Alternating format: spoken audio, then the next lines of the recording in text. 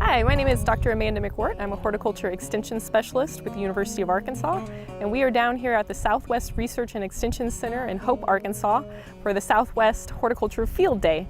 So every May we invite people out to come and see the station and talk about some of the crops that we're growing here in the southwest corner of the state. Today we're looking at blueberries, blackberries, a little bit of watermelons, some muscadines, and a few other crops. And we're really excited to have a pretty big crowd out here. I would say there's probably 100 people or more. Pretty large majority of them are probably home gardeners, but a few smaller commercial growers as well. And really what we're trying to do at the Southwest Research and Extension Center today is just kind of make sure that everybody is up to date on the latest research-based recommendations for how to grow these different crops.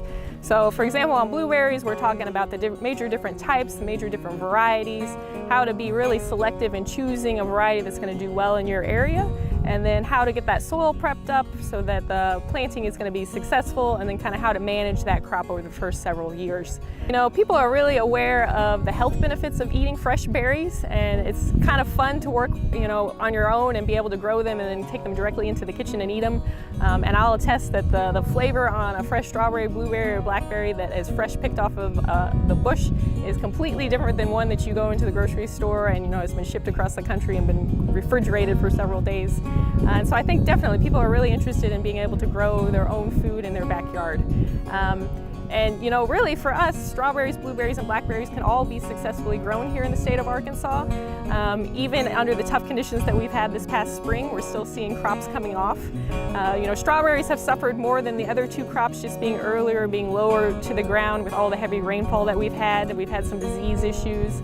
But the blueberries and the blackberry crops are looking really good, and they've done a really good job of surviving that heavy rainfall. Blueberries are starting to come off. We're here in the field, and we've been snacking on some of these kablooey blueberries, and then blackberries will be shortly coming off here in the next couple of weeks probably as well. And that's something that I think a lot of people don't realize, that if you go and buy a blackberry and a clamshell at the grocery store, it's very likely that the genetics in that blackberry came originally from the breeding program here at the University of Arkansas.